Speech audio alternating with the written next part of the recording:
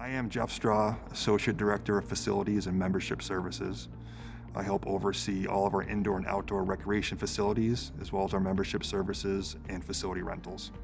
As we've all learned living in this COVID world, things are really fluid and change feels like on a daily basis. And so trying to understand and interpret all of the different guidelines that are coming out for health and safety and what we need to do, I think has been challenging, and for us trying to be able to know what to plan for.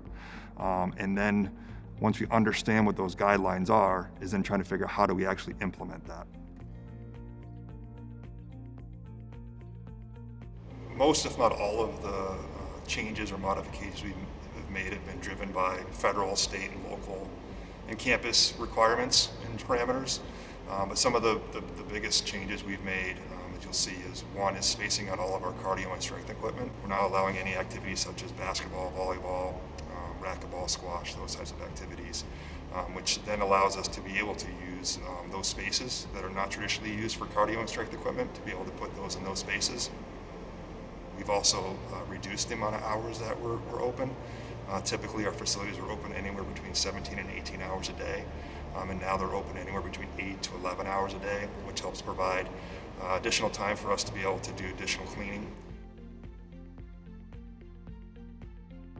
Some of the positive impacts that it's had on recreational sports is, one, I think it has really forced us to reevaluate a number of the things that we do, systems and operations that we may not have really looked to change in a normal situation.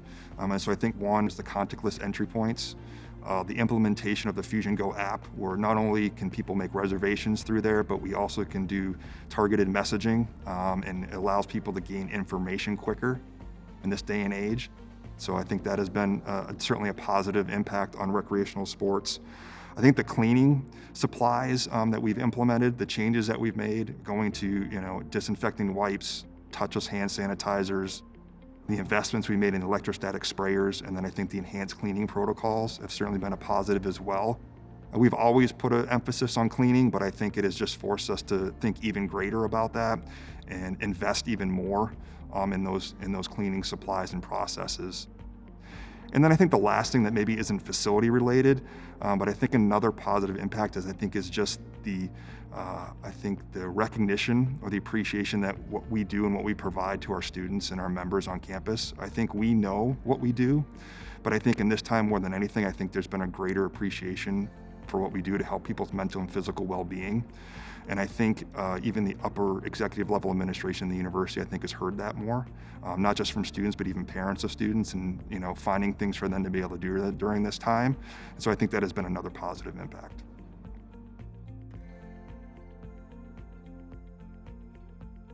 Overall, I think the staff have adjusted very well to working both remotely and inside the facilities. I think from a remote perspective, I think we have worked to find ways that we can be more effective and efficient working remotely, to do a lot of kind of the pre-planning that we needed to do in order to get our facilities ready to reopen. And then after we've been open, I think we've been able to do a good job of understanding and being strategic of who needs to be in the building in order to make the operations run, but then also providing, in this case, professional staff support to our student employees when our facilities are open, but still trying to make sure that we meet the goal of trying to de-densify our facilities as much as possible.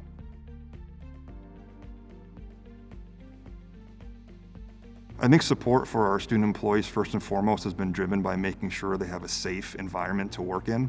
And that's really one of the biggest things we've focused on in planning and to bring our students back into work for us. So some of the things that really have been changes you'll see at all of our welcome centers, where there is customer and student interaction, are all plexiglass barriers. We've also provided all of the necessary PPE for our students, so they have that available to them while they're working. So I think those are two big ones that we've implemented. We've also, from a support perspective, we've also tried to be more flexible with students if they have needs that arise, their academic needs change, or due to sickness, quite frankly. So if they have to miss work or shifts, I think we really tried to work with them to try to support them in those ways, so they don't feel like they're either not being supported or penalized if they can't work. So.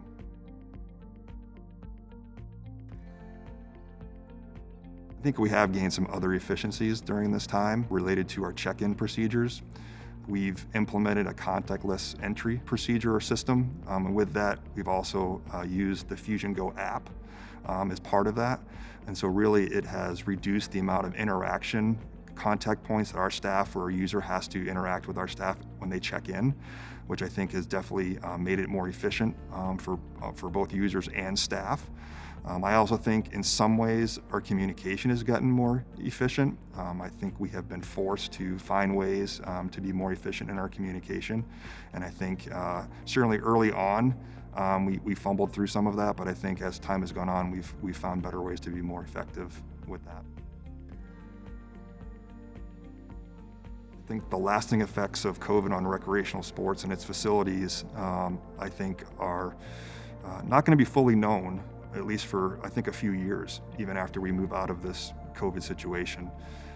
I think some of the immediate ones I can think of would be one, I think it will force us to reevaluate kind of layout of our spaces in our facilities, most specifically as it relates to our CCRB project that currently is on hold, but we're planning to, as many of us know, to rebuild a brand new CCRB. So I think we will go back and reevaluate those plans and how some of this COVID situation may influence that.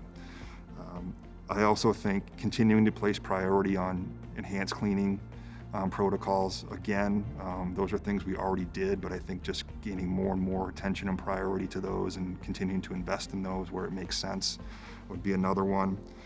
And then I think what I like to call the Amazon experience. So I think as we moved into more contactless check-in and people being able to do more through our app, I think more and more is certainly our students and even our members are trending. They want to be able to do a lot of things via themselves, click, and so trying to provide that type of experience for them before they even step foot in our facilities, I think will be something that we'll continue to focus on.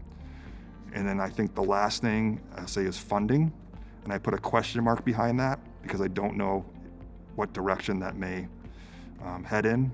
It could be a positive thing where, again, the value of what we do may be seen as greater, and maybe there's more funding, or as we look to come back as a society and the economy, funding still may not be at the level it needs to be, and that may be a challenge for us moving forward, and how do we continue to provide the level of services and facilities that we have potentially with limited funding.